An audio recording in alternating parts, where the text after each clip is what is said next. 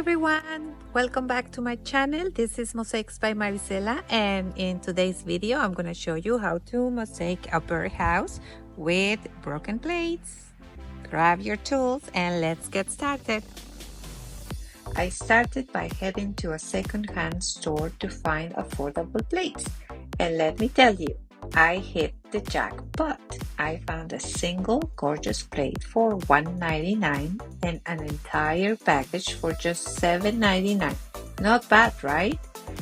This will become our tesseract, or in other words, our mosaic tiles. For the birdhouse, I ordered a functional all-weather resistant one made of recycled plastic. It even has a side door for easy cleaning. Please find the link for this birdhouse and the rest of the materials used for this project in the description below. Unlike wooden birdhouses, which deteriorate with weather changes, this one is perfect for outdoor mosaics. Before adding our tesseract, we need a smooth surface, so I removed the hardware with a 2mm Allen wrench.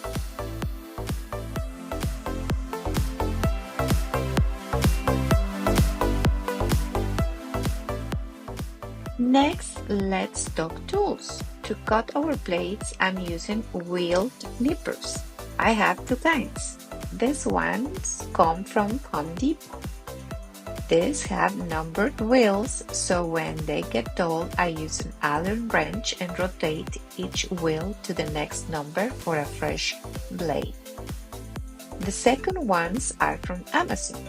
These do not have numbers, but they work very well.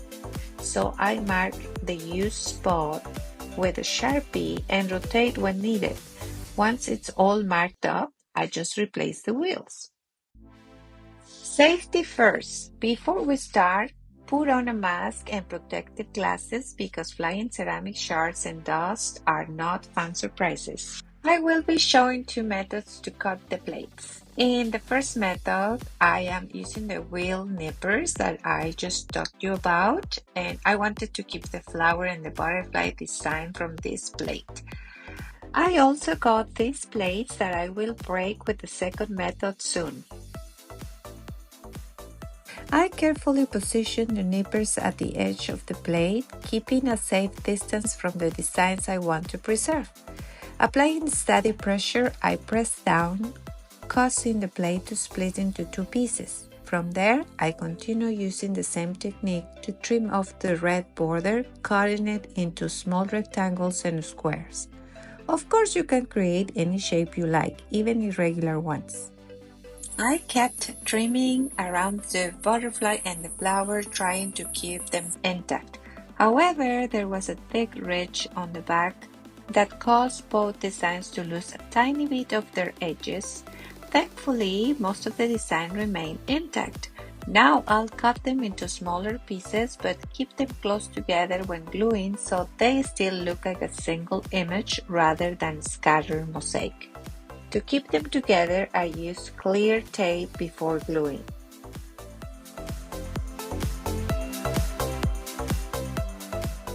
For method number 2, I am calling it the hammer smash.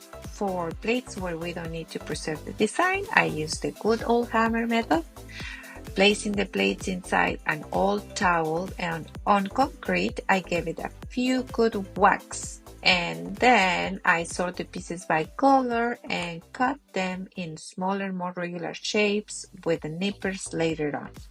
This hammer smash method is actually very fun to do it, so give it a try. Once I finished breaking all the plates, I made different batches classifying them by color. Now let's move to assembling the mosaic. I planned my design first, then I use Gorilla Construction adhesive, which is a very strong adhesive that is outdoor friendly as well. I usually transfer a small amount of this adhesive in a syringe for easy application. I started with glass beads along the front edge for a decorative touch. I keep a little bowl with alcohol in the case I need to clean adhesive spread in places where I don't need it. Next, I added the flower and the butterfly pieces. This is just like putting together a puzzle. Then I fill in the rest of the front part with the light colors. I make sure to leave some gaps in between the tesserae and adjust the sizes as I go. And for those of you that are not familiar with this term tesserae, it refers to all kinds of materials used to put together a mosaic. In this case, the pieces of broken plates, but it can be other materials like tiles or beads, stones or glass, etc., etc. I keep going until I complete the whole front part of the birdhouse. Then I used red for the roof and lined the roof's edges with a plate's decorative border to conceal the white ceramic from the sides. In the meantime, if you're liking this video and would like to help me out in growing my channel, please hit that subscribe button and share with friends and family that might enjoy making mosaics or just learning about it. Then I keep going. I use the red pieces for the roof and green for the back. I let the sides bare to keep the side door functional. Remember, this is a real birdhouse, not only for decoration. After gluing, I let everything dry for 24 hours before moving to grouting the piece. I think this is looking pretty nice.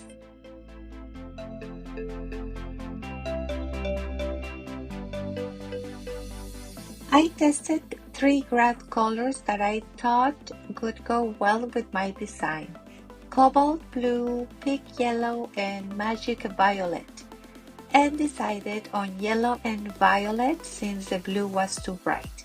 So in the pigment package listed below, you will find many different and pretty colors.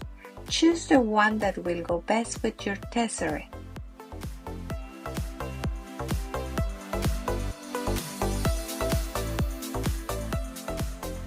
Now let me show you how to mix the grout. I am adding 4 of these spoons of grout powder plus 4 little spoons that come with the pigment box. Then I add water slowly until it looks like peanut butter. If it's too thick, it will be hard to spread and won't go in between the gaps easily. If it's too runny, it won't hold well at all, so try to find the nice middle point as shown here.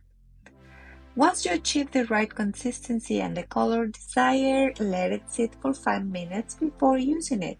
I started grouting the roof, spreading it with a wooden stick, a spatula, and my hands, making sure all the gaps were filled. After 5 minutes, I wipe off excess grout with a damp sponge that I rinse often and squeeze the water as much as possible before cleaning again, and repeat the process until I remove all the grout. Sometimes when the thickness of the tesserae is not even, the grout gets stuck in some areas, so I use a pointy tool to remove the grout, as you can see here in the video.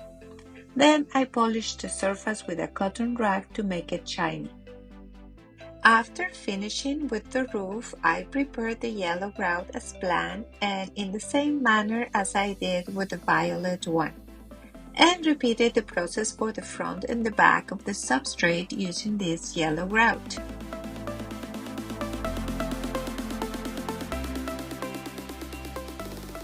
For the last steps, I added some finishing touches. The first thing I did is to reattach the side door latch with a 2mm Allen wrench. Then for a cute entrance, I added some petal decorations using clear silicone. After that, I let it dry for 1 or 2 days before sealing our birdhouse with the grout sealer for weather protection. And this is it. We are all done with the birdhouse. I really love the way it looks like. I hope you enjoy. I hope you make your own and share with me. Please tag Mosaics by Marisela when you post it in social media. If you made it this far, thank you so much for watching. I hope you like it and you subscribe and you share. And I'll see you in the next video.